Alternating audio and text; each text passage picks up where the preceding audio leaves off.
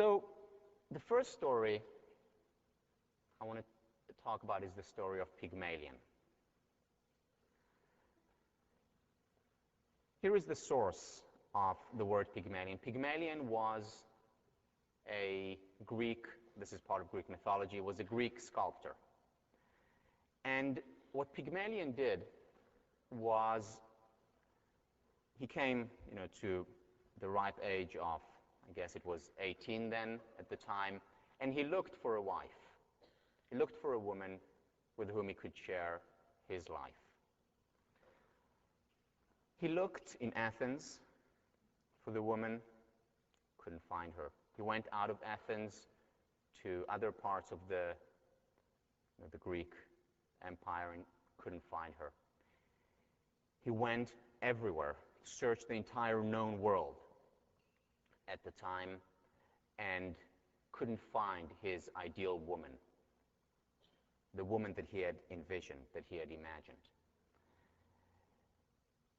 And he went back home to Athens. The problem for Pygmalion then was clearly that it was before 1636, or I should say before 1879, when Radcliffe came onto the scene.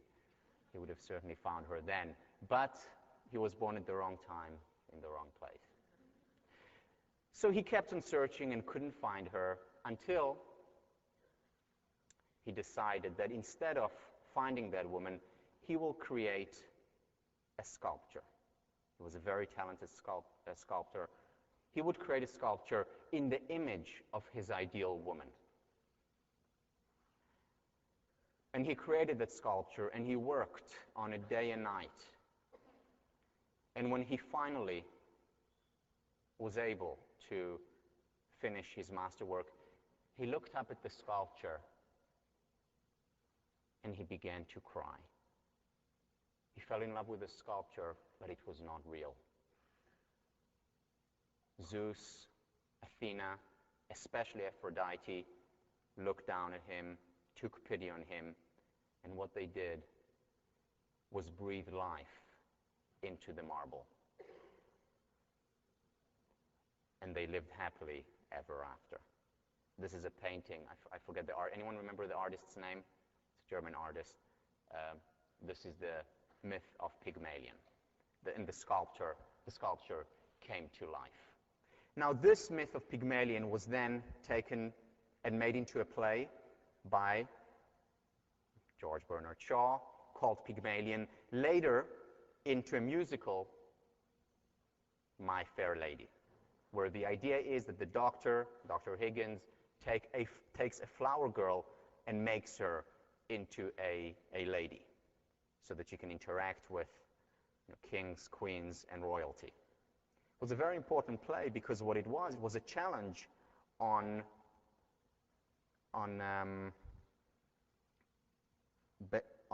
you're being born into a certain class, and also a challenge and for being a merit-founded society. What happened in the story, which is interesting, is that ultimately she transformed him more than he transformed her. A beautiful story, but again, the idea of Pygmalion. So it's with this idea of Pygmalion from the history of literature that Robert Rosenthal approached the classroom. He was here before you came here. He was the head of the department for many years. And when I was a graduate student, it was his last year. Now he's in California. He was misled, thinking that California would make him happier. He's there with his grandchildren. That's why he moved. And what he did was take this idea of beliefs, believing in something, whether it's in a flower girl or in a sculpture or in oneself, and he brought it to the classroom. And here is his study. Brilliant study, published back in 1967, should be taught to every single teacher in the world. Unfortunately, not many teachers know it. This is what he did. He went into classrooms between first grade and fourth grade, and he gave the students tests. And he told the teachers that what these tests were measuring was whether they were fast spurters or not. Fast spurter meaning that they are now at a stage in their life when they're going to make a big leap forward in terms of their cognitive abilities. And he said, this is a test devised at Harvard, just the latest and best. And then he went on and told the teachers which students were actually fast spurters, which children over the next year were going to make a big cognitive leap forward in their studies. Now, unbeknownst to the teachers, the test that he took was a regular IQ test. He didn't even look at the scores at that time. He used it later. And he arbitrarily told the teachers who the fast spurters were. Complete random design. And he said to the teachers one more thing. You cannot tell the students that they are fast spurters. Or they're not, because we don't want to hurt anyone. But just so you know. That's all he said, and he left, coming back at the end of the year. And here is what he found at the end of the year. These fast spurters, random sample from the class, these fast spurters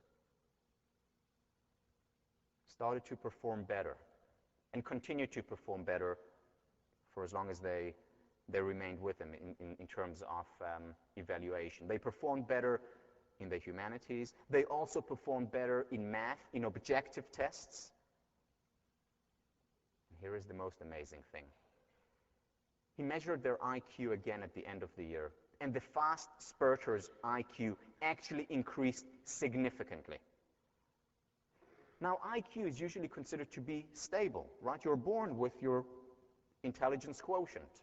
You're born with it and you die with it. What this study showed was that their IQ actually changed over that year.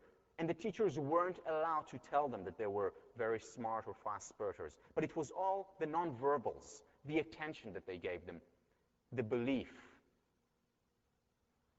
in these students. Remember we talked about practical idealism? How many teachers know about this study? And the same question asked, how many people know about Marvel? Marvel Collins knows about this study. Can be sure of that. She lives it every single day. For her, everyone is a fast spurter. But most teachers don't know it. And this has to be out there.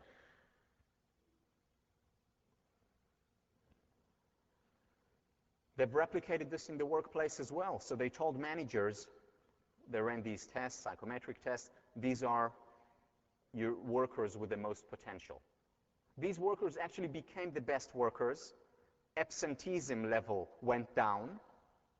These workers didn't know that the boss had just received this information, but they became more committed to the workplace because of that.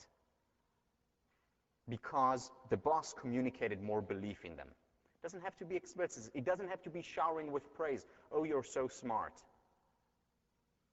A lot of it are subtle cues saying, I believe in you. Think about these implications for relationships, for our interpersonal relationships. Think about it for your role as a future parent, as an older sibling, as a child to your parents, because you know what? It works both ways.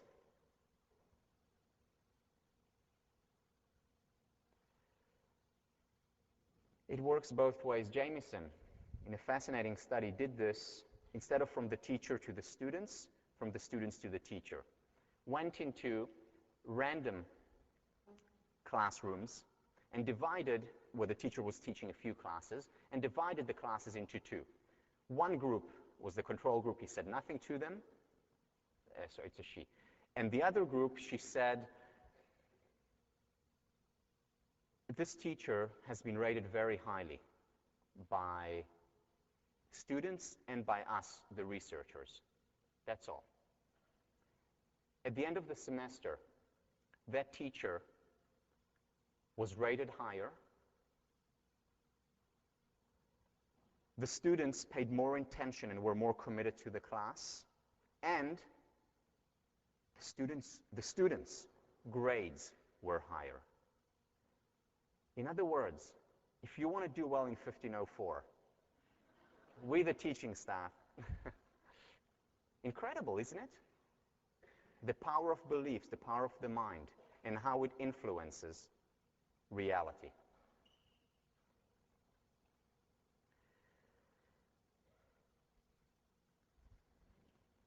Goethe, treat a man as he is, and he will remain as he is.